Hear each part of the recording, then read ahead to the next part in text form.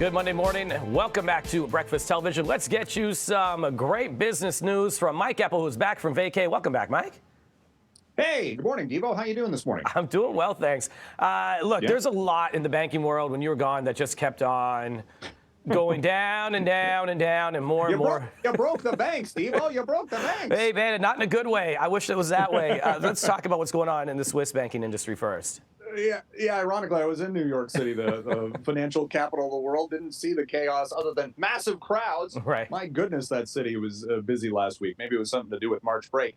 Nevertheless, the second weekend in a row, actually, we've seen massive moves in the global banking industry. In this case, it is two of the more stately banks of Switzerland, UBS, Union Bank of Switzerland, being forced to buy its smaller rival, Credit Suisse, for $3 billion. And that sounds like a big number, right? Mm-hmm. Except a $3 billion price tag on Credit Suisse is 99% below where it was in 2007. Whoa. During just before the last financial crisis. Mm-hmm.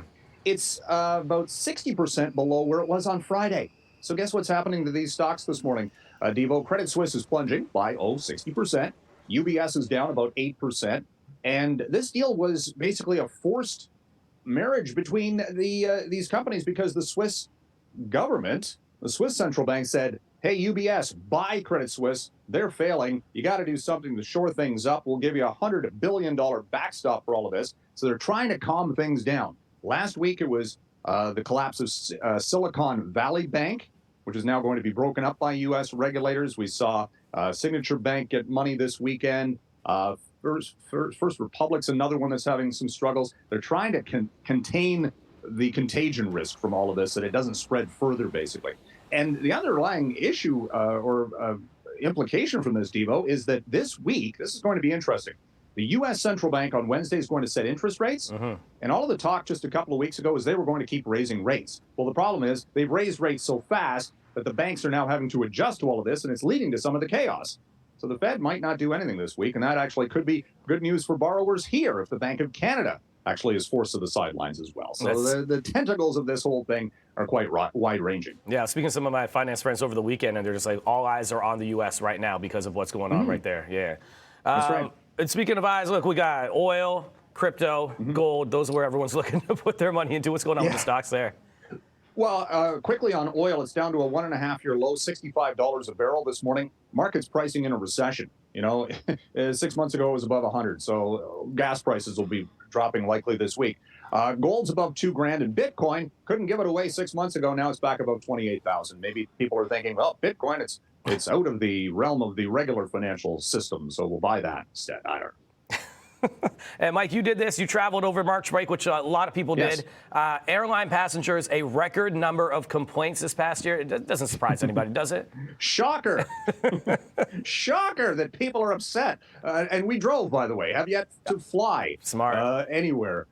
Drove to New York City and back. But no, look, 42,000 complaints. Wow. Last summer, it was chaos at the airports with all the lineups and the flight delays and the problems with baggage. And then over the Christmas break, you know, some of it was weather related, obviously, but the system still had not caught up. So 42,000 complaints.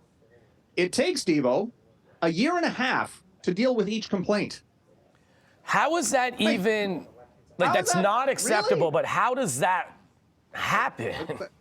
That's government efficiency at its finest, I think. But anyway, last week, Transport Minister Omar Al-Gabra announced that they're putting another $75 million into this to hire about 200 more people and try to get the backlog moving. And it's going to happen. It's kind of the pig and the python, right? It's moving through the system because we saw all of the problems with the reopening of the global aviation system last year and over Christmas. And it'll get sorted out, but it's just taking forever. And then again, what's the restitution? Do customers actually get a full refund?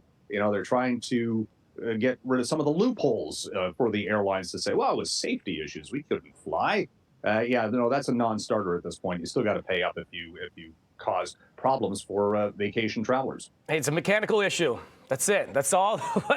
That's all they got to type. It's going to take less than a year and a half for that. That's a valid excuse and reason, absolutely, but that's not the customer's fault. Exactly. Well, there we go, right? Mike Eppel. business editor, of course, at CityNews 680. Thanks so much, man, and welcome back. Good to see you. Thank you.